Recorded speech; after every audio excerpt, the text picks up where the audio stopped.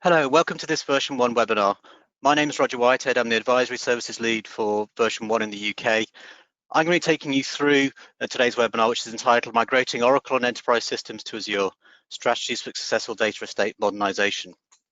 Really, in this webinar, we're going to be looking at the key areas that you need to bear in mind for migrating Oracle and Enterprise Systems to cloud, but particularly with a Microsoft context to this. So version 1 is a Microsoft ready partner. We're also an Oracle Platinum partner. You'll see from the screen here, we have a range of competencies across the Microsoft space, particularly in relation to data modernization, modernization of web apps to Microsoft Azure, and also Windows and SQL Server. And in this webinar, really, we're going to talk through how we can combine that Microsoft skill set with moving some of those wider enterprise legacy systems, particularly around the Oracle estate, how you can move those to public cloud into Microsoft Azure. So often in this context, people are looking to do their data estate modernization as part of a wider digital transformation or a wider application modernization. So at the moment, every company wants to digitally transform in some shape or form. A lot of customers have very different reasons and very different strategies on how they're actually going to do that. And as you can see on the screen there, 91% of business leaders see digital transformation as a way of triggering innovation and finding efficiencies in their business operation and in their business models. And 85% of those say that they really feel compelled to do this, because if they don't, they feel that some of their services and solutions will become irrelevant. And that's through some studies that have been done by the third parties that you see on the bottom of the screen there. Often, though, the focus is on the solution and the application modernization and the providing new digital solutions and new digital channels. And typically what we find is that the data piece of this tends to get forgotten. And really this webinar is really going to focus on that data estate and how that can support that wider transformation. So why would you look to migrate those complex legacy systems to Azure? Well, often we're talking here about ERP solutions, HR solutions, MIS solutions, or solutions that really form part of that core critical business function. So these are key systems, 24/7 operation, high availability, potentially often used globally across multiple time zones. They form the core of the enterprises. As a result of that, they tend to be complex. They tend to be built on tried and tested technologies. And those technologies therefore tend to be less able to change quickly in the realms of digital transformation. What that also means, therefore, is because of that complexity, they have a level of risk associated with them, and people are therefore a little bit hesitant about trying to move them, which means they're often the last systems to move in any data center migration or any application modernization or digital transformation. They can therefore sometimes prevent data center exits, data center migrations, because of that complexity, because of that risk. They tend to get left to the end of that process. These complex enterprise systems often represent some of the core knowledge about the operational activity and about the way the business operates, and also about the state of those business processes. So they often constitute what we call the center of gravity for data. So if it's possible to move those enterprise systems to public clouds such as Microsoft Azure, then often that can help move the knowledge base, the data information, and the data insights that provides to that Azure environment as well. So these systems really represent far more than just the processes they run. They represent an aggregation of the data that's available in the organization. So there's a good driver there to move those to those more modern platforms, so you can make them that information available through those digital channels and enable those wider digital transformations. So moving these complex legacy systems therefore also enables those other dependent applications to move to Azure at scale and pace. So that would include things like reporting solutions, maybe mobile and digital channels that depend on data, and the data can then be used in a number of different ways. It may also make it easier for that data to be integrated into other dependent applications once it's in a cloud context, because that makes it easier to share and connect that information in. Version 1 has done a lot of migrations involving these enterprise and legacy systems, and we can take you through in the next few slides really how we've proven that those often complex solutions can be migrated to Azure. And once they are migrated, they therefore allow that onward digital transformation, that application modernization, and to happen. So this is very much an enabling activity for wider programs of change and wider digital projects and application modernization to happen. And often moving the legacy systems, the data estates that constitute the core of the enterprise, then makes that application modernization, that digital transformation, that much easier to achieve. So there's a number of factors to do that. So we're going to look at some introductory concepts around migrating these systems and understanding what they represent in terms of how to approach migrating them. So really the first of these introductory concepts really is just understanding the triggers for migrating these systems to cloud. Often these are triggered by external events or by external pressures or by internal cost pressures that may be things like the need to exit a data center or to reduce the estate that's in that data center. That can be caused by the need for a hardware refresh, which causes a re-examination of whether it's viable to keep those particular locations with that new infrastructure. It can be because there's a need to innovate and there's a need to make the data that's required more easily available to other systems, and that might be the range of data analytics that are available now in platforms in Azure, or it may be to do with artificial intelligence that require a different kind of access to that data that's simply not available. It may be that there's also security and management concerns that means that trying to manage those in an on-premise location is just not as feasible as it originally was. And it may also be that there's just an overall need as part of digital transformation, as part of application modernization, to modernize those workloads, and having them where they currently are simply isn't the right mechanism to achieve that. So the main challenges really in terms of trying to migrate these complex systems, particularly ones around the Oracle space, really are the ones you can see on the screen here. So it's things like, will my license cost increase? Will my systems be able to connect and integrate to my existing estate? And bear in mind that there has usually been heavy investment made in those core enterprise systems to prove that connectivity and prove that resilience. So those are often quite big questions around licensing, integration, cost, connectivity. Will my system stay in support? So are my platforms going to be supported in that new Microsoft Azure or other public cloud environment? You know, from a vendor perspective, maybe potentially from an independent third party who's providing support. Will my systems perform in the cloud? Do they have high dependencies on other systems which may not be in the cloud? Or how can I guarantee that the performance is actually going to be the same or better than I have on premise? What are the skill sets that are needed or the resourcing that's needed to actually help achieve moving those complex systems? Am I having to change elements of my platform to enable my complex systems to move? And really, last but by no means least, and probably one of the most important ones, is how will I mitigate that risk to the wider business? Because of that dependency on these core critical systems, I can't afford to do anything that really will put those at risk and will maybe cause me to have a loss of operation or downtime as part of what I'm trying to achieve.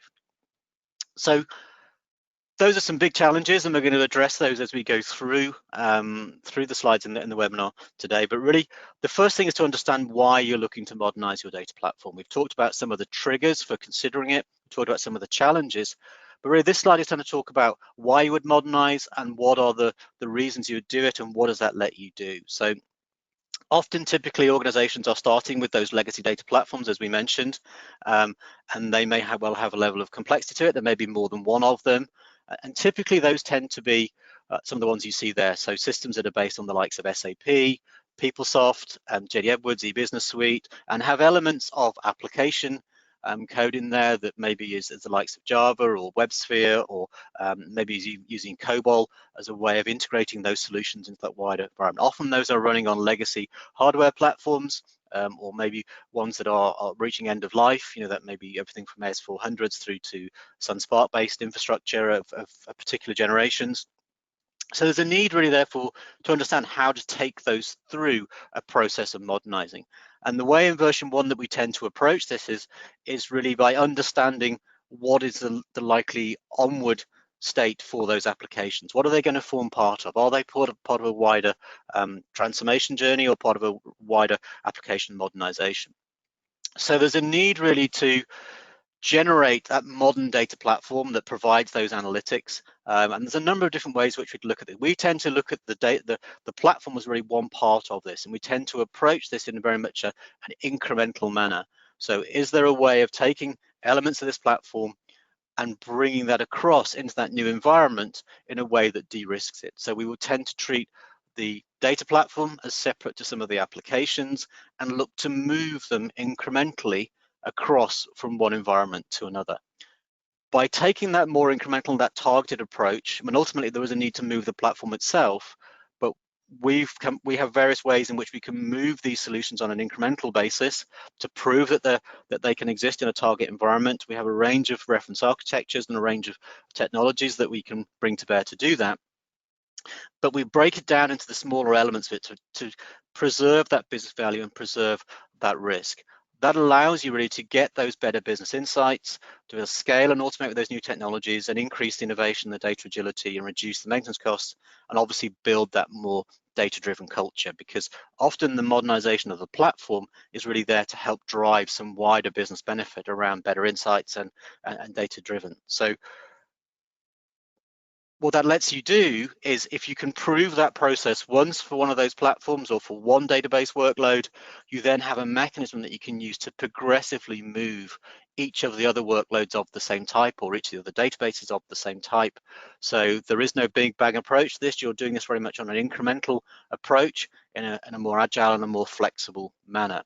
There still are complexities, obviously, because of the nature of the platforms, but at least you're breaking it down into a more achievable, incremental, and pragmatic style approach. By doing that in a repeatable development process, often by using some level of automation to move those databases and to prepare those environments in Azure, so you're using DevOps where it's appropriate to do that, you get that rapid incremental delivery of those data insights and the business value. So as you move each of the data platforms and you move those into a standardized architecture for the analytics and for the data side of things, that allows you to bring across Oracle workloads in one shape or form and put those onto Microsoft Azure, or to take elements of SAP and bring those across into those new environments.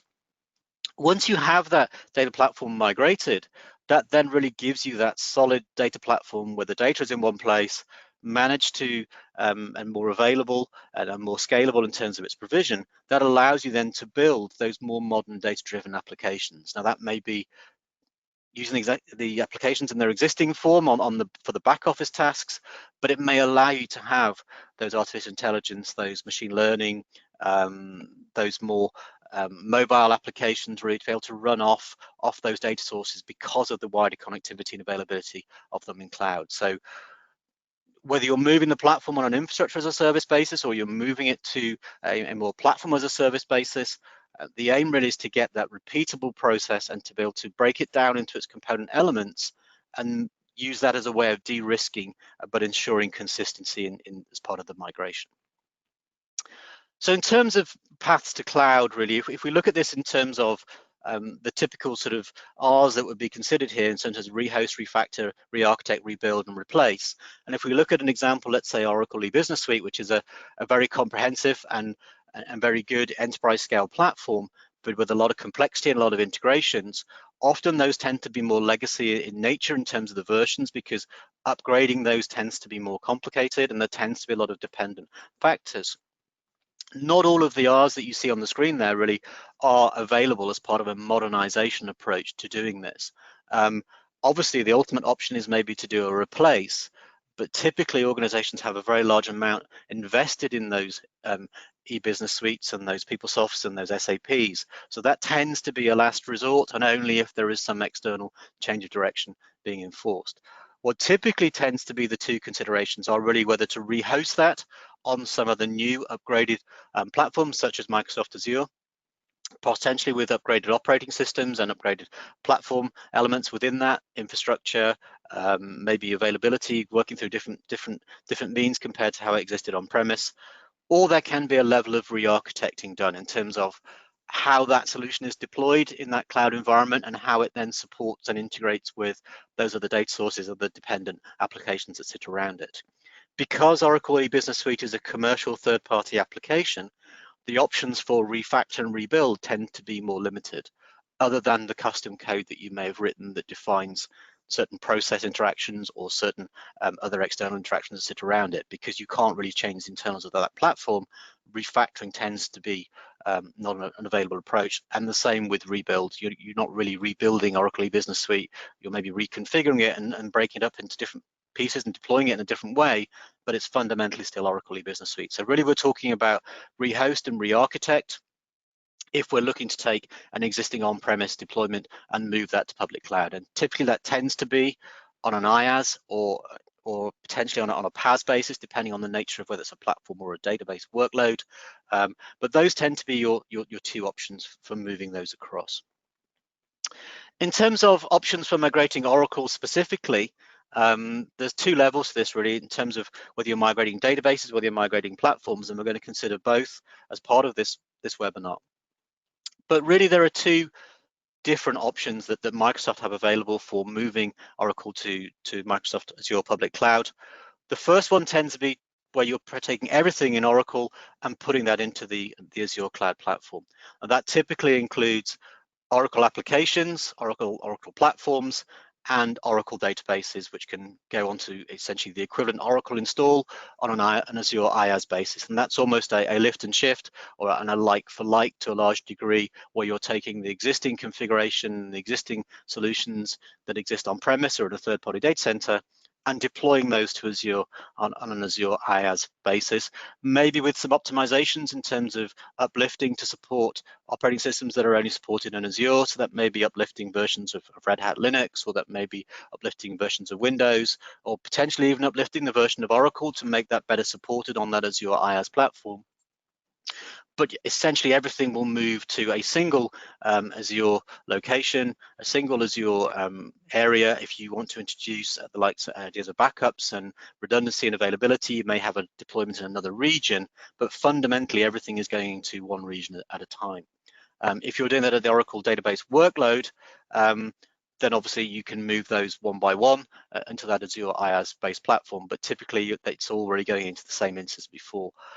There are other options. If you have a need or a desire to move away from Oracle, there may well be an Oracle to another target on Azure, and that can be another thing, and that is obviously also going into the same Azure environment. And that's one of the areas that we'll consider a bit later in this webinar, is what are those potential options for migrating Oracle to other platforms. That tends not to be an option for Oracle E-Business Suite and PeopleSoft, and JD Edwards, because they tend to be hooked in very much to an Oracle database solution and strategy. The other option for moving Oracle workloads to Azure is really to take advantage of an initiative that Microsoft and Oracle have brought to market over the past year, and that's the Microsoft Oracle joint offering, or the interconnect as sometimes it's known.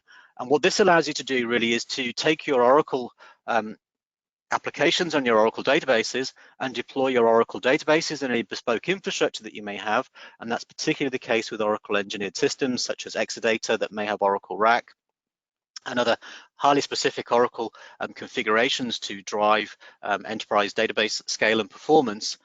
You deploy your Oracle databases and any of your specific Oracle platform infrastructure into Oracle's cloud, and you could then deploy your applications that access that data into the Microsoft Azure cloud. And that therefore means you're deploying into clouds, but you're actually using a set of connectivity options, a set of packaged identity deployment and management options that Microsoft and Oracle have worked jointly to provide to you. And that's one of the things we're going to cover a little bit further in this webinar, exactly what that means and where you might want to use that. So Microsoft and Oracle have taken care of all of the networking, all of the identity management, and you can do that as part of a seamless deployment. And for certain kinds of customers with certain workloads, that may be an appropriate way to go, where you absolutely have to have certain key features of your Oracle estate remaining on the platforms that they're working on. So things like engineered systems and Oracle RAC tend not to work that well on commodity infrastructure, because you're not providing the same level of scale and availability. There are a number of ways which you can architect for that, but it's not what those environments are necessarily designed to achieve. So taking those in order, in terms of Oracle applications and databases on Azure IaaS, really there are a number of different things to consider here. So it very much comes down to what are the supported options, and you can see a number of these here that are built across the screen here. So you can just take an Oracle database and deploy that on Azure. Typically, that tends to be Oracle databases 12.1 Enterprise Edition or Standard Edition and above. You can take older versions of Oracle to Azure, but obviously that will be on a very custom support basis, and you need to understand what your support mechanism is. But from an officially supported perspective, it tends to be Oracle Database 12.1 upwards. Now, we advise a large number of customers as to what the potential migration paths are to get to that level, and there's a number of ways in which you can uplift your Oracle applications and databases if you wish to the required versions, and that's something that can definitely be achieved. But if you want to use some of the standard images that exist in Azure, they are tuned to Oracle Database 12.1. If you want to bring your own images and your own custom configurations, then obviously you can do that, but that's very much on a case-by-case basis. In terms of enterprise applications that are supported, really it's very much the mainstream applications. You see Oracle JD Edwards, Oracle Business Suite, Oracle WebLogic, and there are a range of others. There are specific versions in that. So typically for JD Edwards, for instance, you need to be on versions 9.2 and above. For Business Suite, there are various components, various different versions, but there are stated configurations and stated versions that are supported. So it's key to understand what version of those platforms you have, and then understand whether or not they are supported by Oracle and by Microsoft on those Azure platforms. So there may well be a little bit of uplift and configuration that needs to happen, or you may wish to move them. It very much depends really on what your intentions are for those platforms. If they are a long-term migration, then obviously you may wish to make sure that they're fully upgraded before you move them. You can upgrade them once they are in Azure, obviously, if you wish, but if they're seen as a stepping stone to some other onward platform, then that's a judgment that you may wish to make. There are a range of other high availability and disaster recovery options available that you can deploy into Azure, such as Oracle Golden Gate, DataGuard, Active DataGuard. Those are all supported on Azure, so if you want to bring those to that environment, you can. And obviously, if you want to try and get a level of rack availability, there is an option from FlashGrid that supports a particular range of customers. Version 1's very happy to advise you on the use of FlashGrid in terms of how that can be used. So a number of different ways. A lot of it, therefore, very much depends on the desire to remain on supported platforms, the desire really to have those support arrangements with Oracle as part of doing this. One of the key considerations really around putting Oracle onto Azure is really to understand your licensing position. We've put a number of key considerations here on the left-hand side to talk through, but often this is a very, very specific conversation to understand in terms of what your starting point is for your Oracle licensing. And that Oracle licensing typically has a very close connection into cost and TCO, and also the viability of a migration. So in general terms, Oracle licenses, or most Oracle licenses, are likely portable to Azure. Unless you have a very specific Oracle product, there generally is a way of moving those licenses to Azure. What you need to understand, however, is that licensing is different in Microsoft Azure compared to on-premise, and that's largely down to the way that Oracle has chosen to license those Oracle platforms for use in non-Oracle clouds. Okay, so what tends to happen is that certainly if you're licensing on a per CPU basis, is that Oracle would tend to apply a multiplier effect to the number of CPU licenses you have for deployment in non-Oracle clouds. So what that may mean is you're actually consuming your licensing at a different rate to the rate in which you're consuming it on premise, and that may well lead to increased cost if you have no overhead in your existing license availability. So what I would say there is that Oracle licensing is often customer specific and often very much tied into specific contractuals, terms and conditions, and into particular policies. So really you need to get a very good understanding and a very good handle on your existing Oracle licensing position to understand therefore what that might look like in Azure. If you have Oracle Enterprise and Oracle Standard, their licensing models are also very different, and there may in some cases be advantages of Oracle Standard over Oracle Enterprise because of the way that it's been licensed. Version 1 has written a number of white papers with Microsoft and others around how to address some of those challenges around licensing, and very happy to share those with you and follow up as needed around that. But this is really an area where you need specialist knowledge. Version 1 has its own dedicated Oracle software asset management team, and these are typical of a range of questions and scenarios that we often help our customers address, and again, more than happy to do so as part of this. But the licensing and the applicability and the mobility of those licenses is a very key part of this activity. You'll see on the right-hand side there a list of all the different supported licensing types. So from a migration point of view, it's key to understand what type, not only what level of licensing you have, but also what type of licensing you have and whether you can bring those across. The most common ones tend to be CPU-based licensing or per user licensing, but there may be a range of others, and you may have unlimited licensing agreements as well that come into play.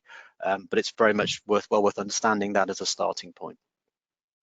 We mentioned earlier on that it's part of that move of Oracle to a purely Azure-based provision, that there also are a number of options and ways in which you can do that.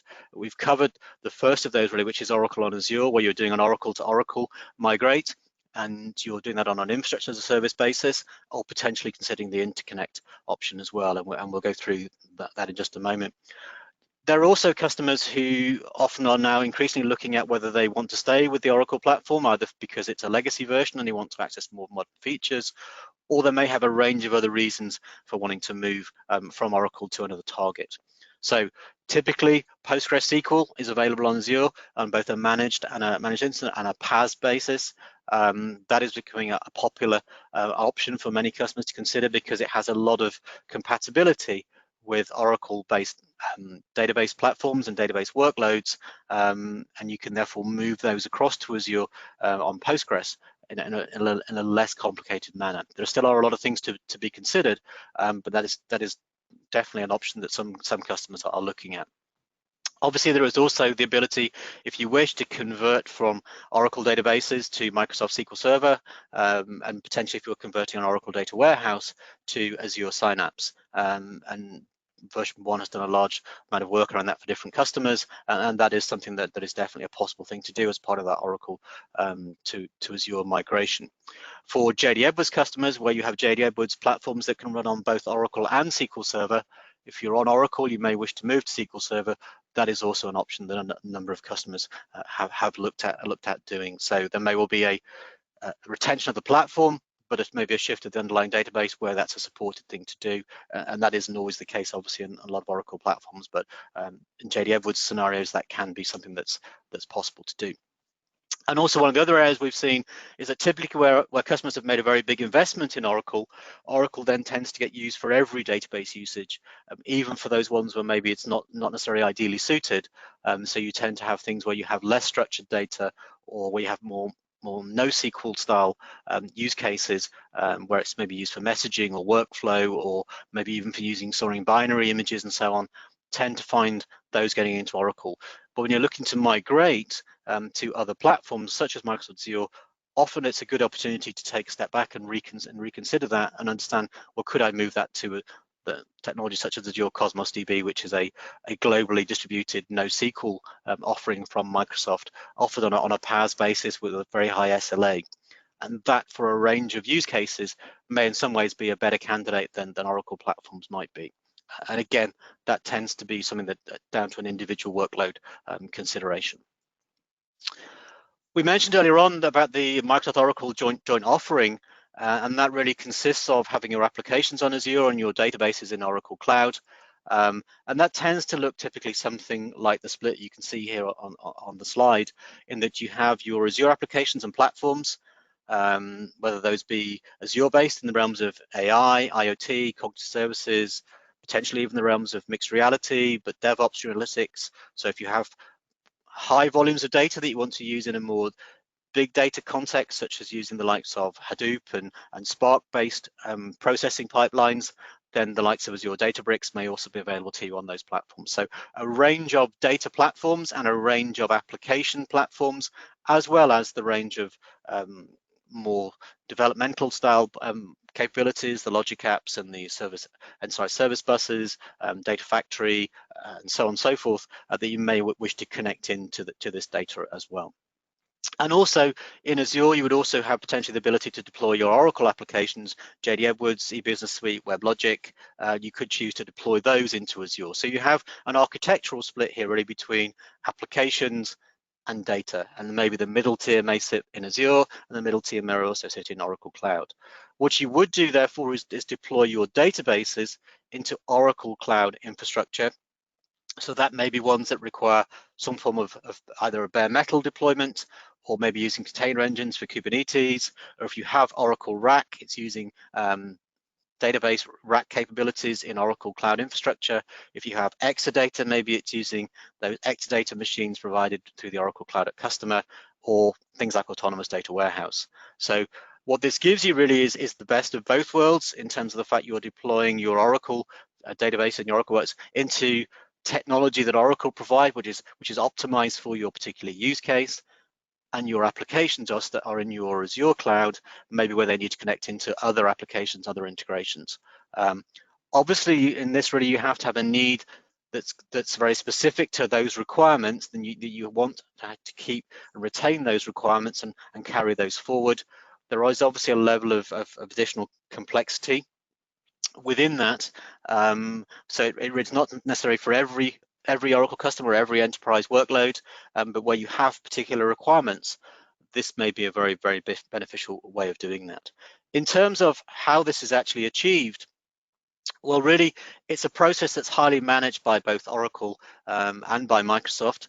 There is a joint support tie-up across these environments. So if you raise a support call with Oracle or with Microsoft, it's handled jointly by both teams as a seamless interaction. So you don't necessarily need to worry about managing those handoffs yourself.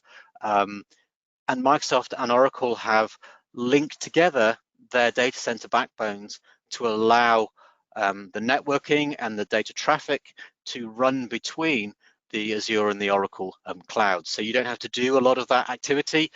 You simply have to request and provide the requirement and provide the configuration that you want to achieve to do that. It's using standard existing Microsoft and Oracle technologies. So it's using Oracle Fast Connect and Azure Express Route. It's using federated identity with Azure Active Directory.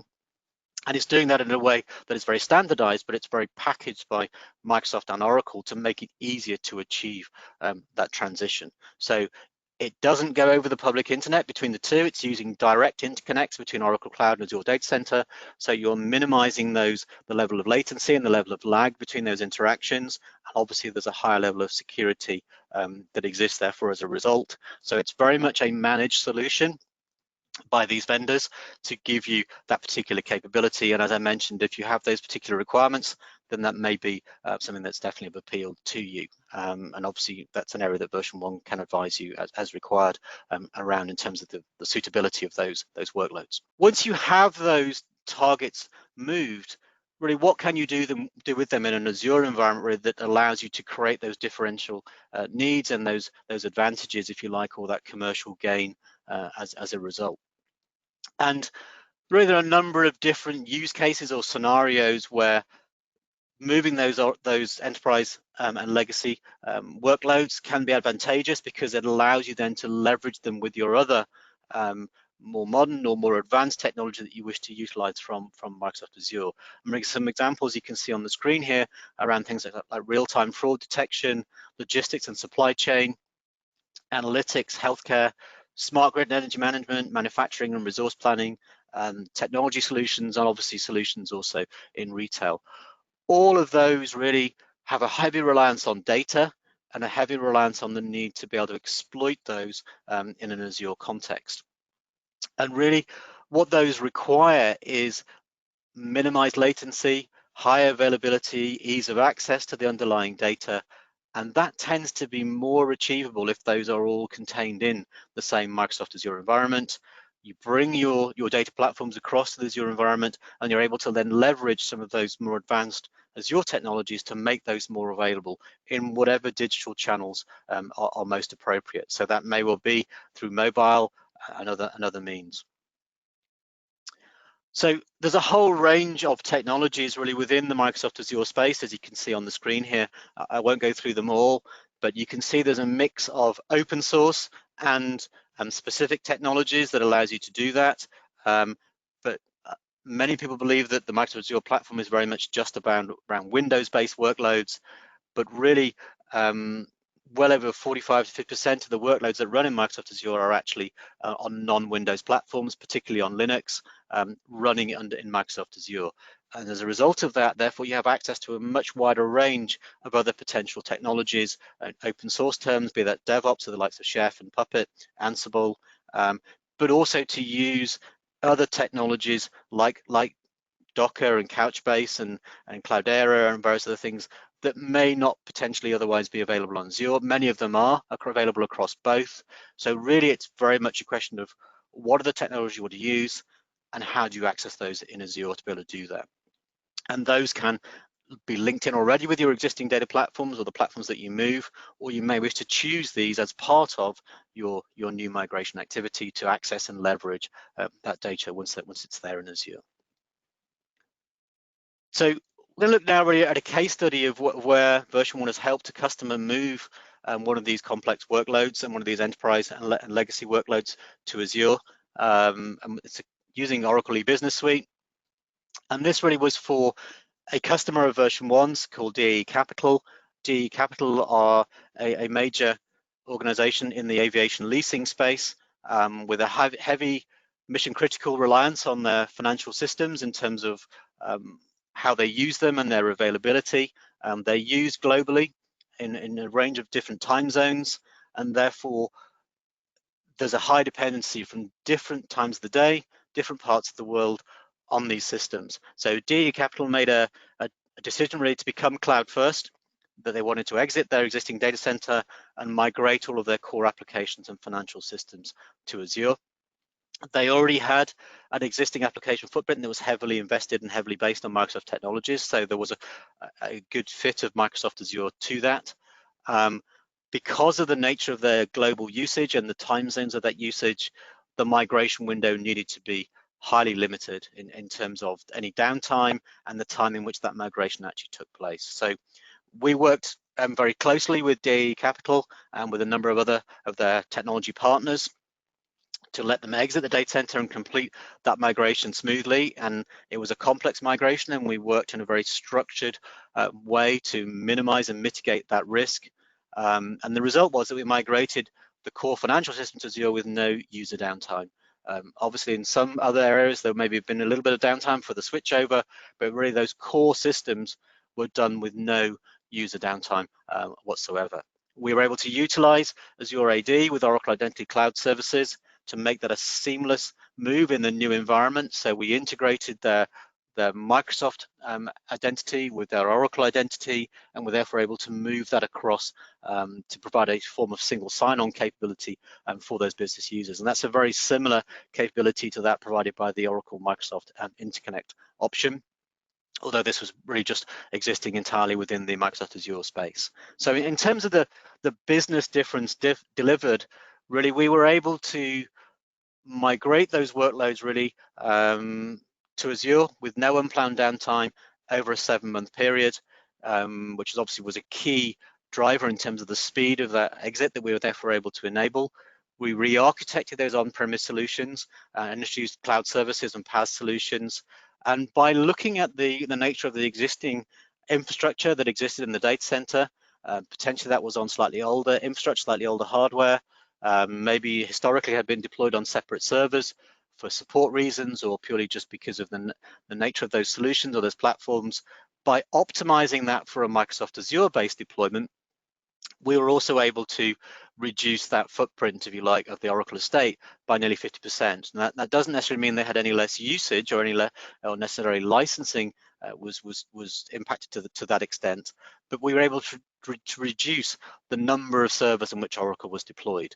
Now that does obviously have a contribution towards cost, but it may not have been a linear 50% reduction in cost, but we were definitely able to give them a more optimized deployment in Azure for that Microsoft platforms together with those Oracle platforms that were sitting on them. So a very positive story in terms of TCO and in terms of footprint cost, because obviously that was requiring less servers in Azure to run than it may well have been doing in their existing data center location. As part of that, we also delivered a level of digital transformation because we also provided a mobile application using Microsoft Azure-based API gateways and mobile application support services. We provided them with a mobile digital-based variant for accessing a lot of that financial data as part of that. And that was achievable because of the much greater connectivity of the Azure public cloud, and also some of the services that only existed in Microsoft Azure to be able to do that. Delivering that solution out of the third party and their own data center would have been very difficult to achieve because the levels of connectivity and the various mechanisms that would need to have been done. So hopefully what you can see from that case study there really is the ability really to take a complex workload such as your business suite, either on its own or as part of a bigger data center exit, and by understanding the nature of it in terms of its Oracle licensing and its requirements in terms of the environment and the structures and the number of platforms in Azure that could then be used to leverage that data once it was migrated, together with a structured delivery approach, we were able to move that in a way that provided some tangible, visible benefits to this customer. In terms of the propositions that the version 1 have in this space, there's a number of things that we can help you with if this is of interest to you. Those include what we call fast starts, which are really some short, targeted, accelerated discovery activities, typically over a number of days, between 5 and 10 days, where we will sit down with you and your various stakeholders and actually understand what your existing data estate is and its composition, and understand therefore how best that could be migrated to a Microsoft Azure target platform. We will bring in the relevant specialist experts to help you and understand that data estate modernization and understand what that might mean and provide you with the inputs to your own business cases. And we can do that for a range of data estates. We can also do that as part of Oracle to Synapse, Azure Synapse migrations as well, to provide that very targeted information to enable customers to take that and turn that into a real world project. So that's something that we're very happy to have discussion with you around. In terms of specifically Oracle to Azure, particularly with database workloads, we have a proposition called Azure Start, which allows you to do a very rapid discovery, assessment, and pilot migration approach, followed by a wider migration approach to move more database workloads. So we've collaborated with Microsoft and with Microsoft in the US. We've authored a number of white papers that really support how to ease that process, and the Azure Start program really is a way of just trying to condense that down into a rapid activity. So rather than doing very long, prolonged discovery and assessment activities, we aim to do that in a very much shorter time frame, and to provide that earliest level of insight as to whether it's viable to move these workloads in their current form, or whether there's a need to look at them slightly differently and move them in a slightly different way. So there's a range of collateral and a range of support and propositions that we can use there to help support your organization in that way. And if you have SQL estates that you want to move, we've also developed a migration factory together with Microsoft Consulting Services to actually bring that combined Microsoft methodology and version 1 resourcing capabilities to migrate SQL workloads at scale and in volume, and by standardizing those workloads to actually help you move those across. So really what it does is accelerate that consumption in Azure in terms of the ability to get onto the Azure platform more quickly by moving those database platforms faster and running those in parallel through a whole series of standardized workload migrations. So a number of different options and propositions that may well help you in that space. What we also have in this space, which we see as key, particularly with some of the underlying database platforms and the workloads and application platforms, is really the version 1 cloud economics team, and typically those form part of most of the engagements that we undertake in this space.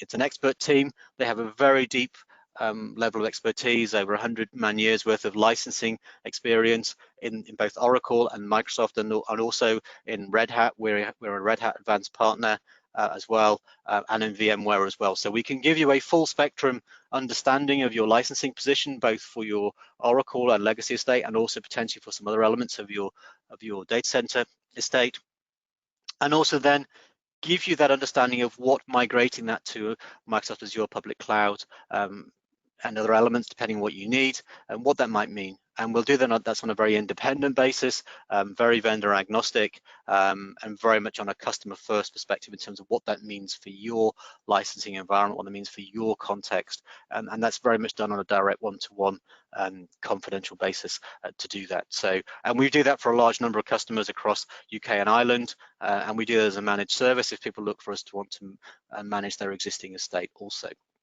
So we see that as key to this, really, particularly in terms of the commercial viability of migrating these systems, that licensing position and more specifically the to-be licensing position is well understood.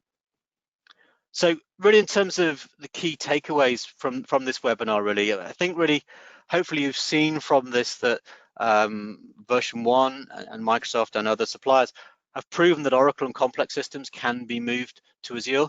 It is possible to retain that investment in Oracle and to transfer that across to Azure, and then to maximize that through the wider elements of the Azure ecosystem. There are different options available for doing that, and we talked about migrating just to Azure IaaS, or maybe using the interconnect if you have specifically Oracle and bespoke and custom Oracle workloads and requirements. There are a number of different ways, and there are a number of different options and a number of different hybrid models that you may wish to adopt that sit in between those as well. So there are definitely a range of options available. There are also a lot of key enablers in the Microsoft Azure ecosystem that allow that to happen, both in terms of the platform provision, in terms of the Microsoft Azure machines, the VMs, the storage, the networking, that allow you to do that in a very representative and performant manner, so that Oracle systems, can realize the performance that those really good enterprise systems actually have.